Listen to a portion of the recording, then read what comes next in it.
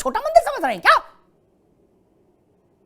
जो हैसियत क्रिश्चियनिटी में वेटिकन की है, जो हैसियत इस्लाम में मक्का और मदीना की है, वही हैसियत सनातन में अयोध्या की है। अयोध्या की भ्रम दूर कर ले जिनके दिमाग में भ्रम हो। और अयोध्या के बारे में जो लोग अब तक अंट शंट अभद्र भाषा बोलते रहे, मैं उनको भी विनम्रता पूर्वक कहूंगा, भाषा सुधार लीजिए, नहीं तो ये देश सुधार देगा। अब ये भाषा नहीं चलेगी ना, ना समझ लोग। इसीलिए मैंने कहा नोटी लोगों के चक्कर में मत रहो, ये नोटी नुकसान करा देगा। जान लो, नोटी से दूरी बनाओ, आंखों पर भरोसा करो, सुनी सुनाई पर नहीं। एक उछालता हूं कसौटी। गांधी परिवार ने बड़ी लंबी चिट्ठी जारी की थी कांग्रेस ने कि हम क्यों नहीं आ रहे अयोध्या। मुफ्ती साहब, अगर साहस है तो लोकसभा चुनाव में वोटिंग तक इसी बात पर टिके रहिए, अयोध्या मत जाइएगा, हम भी मान लेंगे। क्या सोनिया जी, प्रियंका, राहुल गांधी, कोई फिर अयोध्या ना आए वोटिंग तक? इतना साहस है? अमिताभ अग्निहोत्री ने राम का बहिष्कार करने वाले को जोरदार जवाब दिया है।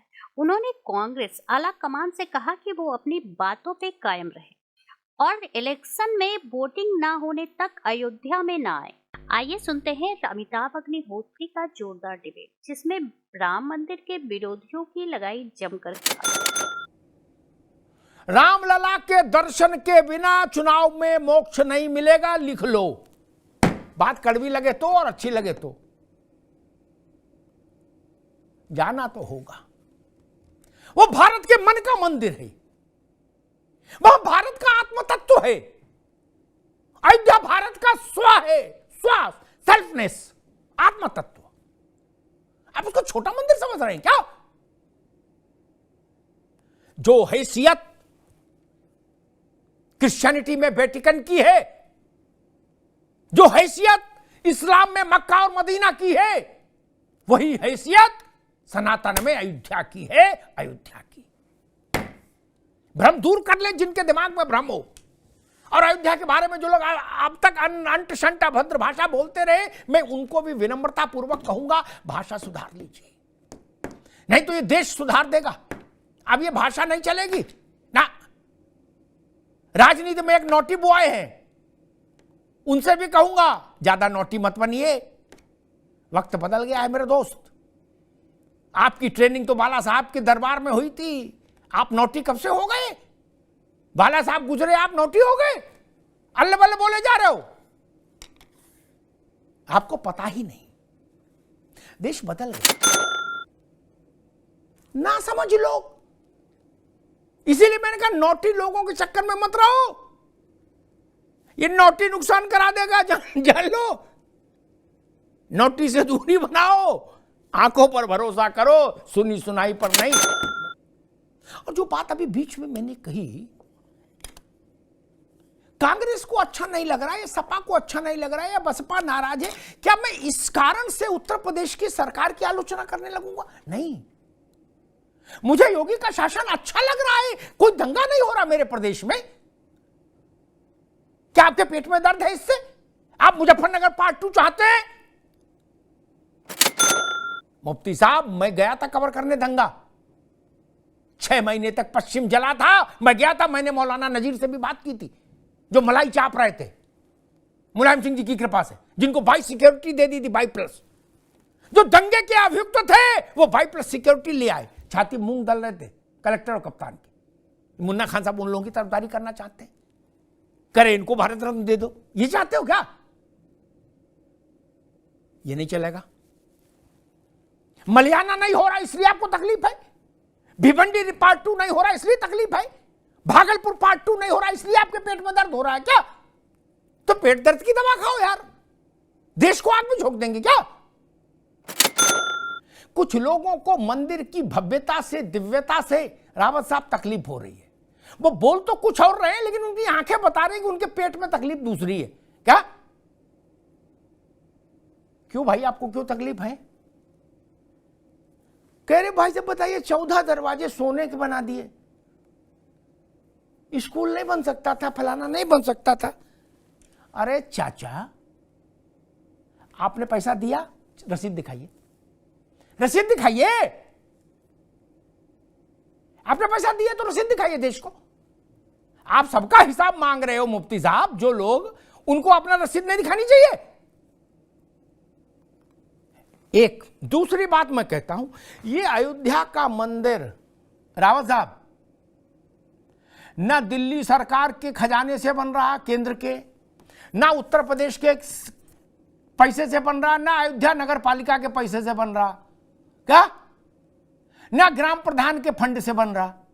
ये हमारा पैसा है, ये एच.एस. रावत का पैसा है, ये ननकू का पैसा है। हमने अपनी इस देश के गरीब आदमी ने भी अपनी गुल्लक तोड़कर, हमने चंदा नहीं कहा, वो मूर्ख हैं जो उसको चंदा बोलते हैं, हमने उसको कहा समर्पण निधि, समर्पण निधि। हमने राम के चरणों में समर्पित किया पैसा। और मुझे बताते हुए गर्व है मुफ्ती साहब कि उतना पैसा आ गया, रावत जी ये जानकारी भी दे दूं, उतना पैसा आ गया कि अब जो अयोध्या का जितना भव्य मंदिर आपको दिख रहा है ना, वो ब्याज से बन रहा है। क्या? मूल राशि को छूने का अभी अवसर नहीं आया। बोलो सियावर रामचंद्र की जय। जो दिन भी ये देश देखे 150 करोड़ लोगों की सहभागिता से, दुनिया भर के सहभागिता से, कि पूरा राम मंदिर सोने का हो जाए तो क्या समस्या है? लगना चाहिए कि हमारे आराध्य के लिए हम कुछ कर सकते हैं। किसने मना किया हेमंत सोरेन को स्कूल और अस्पताल खोलने के लिए? किसने मना किया नीतीश बाबू को अस्पताल खोलने के लिए? खोलिए ना अपने अपने राज्य में।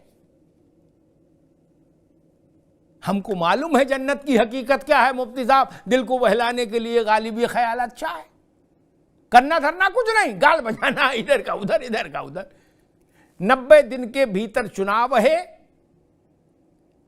कम से कम अखिलेश यादव को मैं देख रहा हूं, वो कोई ऐसी बात बोलने से बच रहे हैं जो तनाव पैदा करे।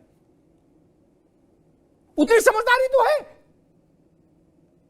गांधी परिवार को मैं देखूंगा, एक उछालता हूं कसौटी।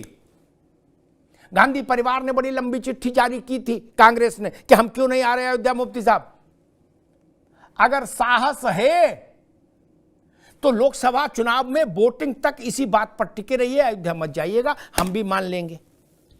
क्या सोनिया जी, प्रियंका, राहुल गांधी कोई फिर अयोध्या ना आए वोटिंग तक? इतना साहस है? मेरी समझ कहती नहीं है, आएंगे। सोनिया जी स्वास्थ्य के कारण ना आए तो राहुल जी और प्रियंका जी आएंगे, खड़गे जी भी आएंगे पीछे पीछे। आप भाजपा से लड़ सकते हैं मुन्ना खान साहब, राम से नहीं। राम से टकराने की कोशिश मत करे कोई, और ये फर्जी मुद्दे मत उछालें कि दूर बनी मंदिर के पास बना। जिनको ABCD नहीं पता, अयोध्या का आ नहीं पता, अयोध्या का खसरा नहीं जाने, खतौनी नहीं जाने, 3 किलोमीटर की बात के मुफ्ती साहब, आप तो आलिम आदमी, आपके लिए एक बात कह देता हूं, बाकी के लिए नहीं, आपके लिए 1 किलोमीटर में लगभग 250 एकड़ हो जाते हैं। क्या? 3 किलोमीटर का मतलब 750 एकड़। क्या? जिले की बात नहीं कर रहा, अयोध्या जो है ना इलाका, गांव, पहले वाला अयोध्या, अब तो वो जिला नाम हो गया, जिसमें ये मंदिर और सब है, हनुमानगढ़ी और ये है, उसका रकबा उतना नहीं है मित्र। कैसे मूर्ख हैं जो ये कह रहे 3 किलोमीटर बाहर दूर बना दिया? मोतियाबिंद हो गया क्या आंखों में? 3 किलोमीटर का मतलब जानते हैं? मूर्ति कौन सी है, उस चल मूर्ति का क्या होगा, अचल मूर्ति का क्या होगा, उत्सव मूर्ति का क्या होगा? सारे लोगों को देश में कर्मकांडी नहीं बनना चाहिए। ये काम कर्मकांडी लोगों के लिए ही छोड़ दीजिए। रावत जी ठीक कहा ना, देश में कर्मकांड के विद्वान पंडित लोग हैं, ये विषय उनके लिए छोड़िए। मैं तो हैरान हूं, मुन्ना खान साहब तक को इसकी चिंता है। शास्त्री लोग हैं, विद्वान लोग हैं, वो करा लेंगे। हम प्रतीक्षा करें 22 जनवरी की, सोमवार की, जब रामलला नेत्र खोले, विराजित होके अपने दिव्य भव्य नव्य मंदिर में, वहाँ से भारत के आत्मबल का, भारत के स्व का, भारत के आत्म तत्व का एक जयघोष हो जो आकाश तक जाए और भारत की प्रतिष्ठा, भारत का मान, भारत का स्वाभिमान, भारत की संपन्नता चहुदिश तरफ उन्नति करे, चारों तरफ उन्नति करे। और जो हम सबकी इच्छा है, चाहे हिंदू हो चाहे मुसलमान, कि भारत विश्व गुरु हो, अयोध्या से वो रास्ता की शुरुआत होगी। धन्यवाद। अयोध्या में भगवान राम की मूर्ति की प्राण प्रतिष्ठा सोमवार 22 जनवरी को होगी।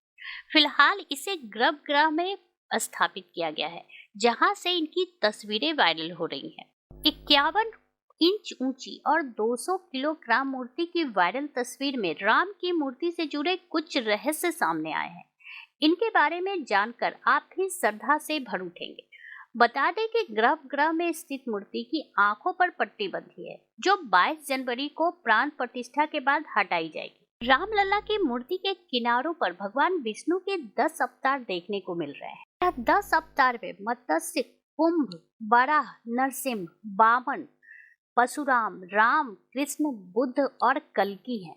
मूर्ति के निचले स्तर पर एक तरफ हनुमान तो दूसरी तरफ गरुड़ दिखाई दे रहे हैं। वहीं रामलला के मुकुट के किनारे सूर्यदेव, शंख, स्वास्तिक, चक्र और गदा दिखाई दे रही है। रामलला की मूर्ति अत्यंत मोहक तो है ही, साथ ही जो कलाकारी की गई है वह भी लुभावनी है। काले पत्थर से बनी मूर्ति में बायां हाथ धनुष बाण पकड़ने की मुद्रा में है, जबकि दाहिना हाथ आशीर्वाद देने की स्थिति में है। जानकारी के मुताबिक 22 जनवरी को प्राण प्रतिष्ठा के दौरान रामलला की मूर्ति से कपड़ा हटाया जाएगा। उसके बाद पीएम मोदी सोने की सलाई से उनके आंखों में सुरमा लगाएंगे और उन्हें शीशा दिखाएंगे। आपको बता दें कि कर्नाटक के मूर्तिकार अरुण योगीराज ने इस मूर्ति का निर्माण किया है। इसको बनाने में एक ही पत्थर का इस्तेमाल किया गया है। इसकी खासियत यह है कि इसकी उम्र हजारों साल से अधिक है और इसके ऊपर पानी या किसी अन्य वस्तु का कोई नकारात्मक असर नहीं होगा। इसकी वजह से इसे कोई नुकसान नहीं पहुंचेगा।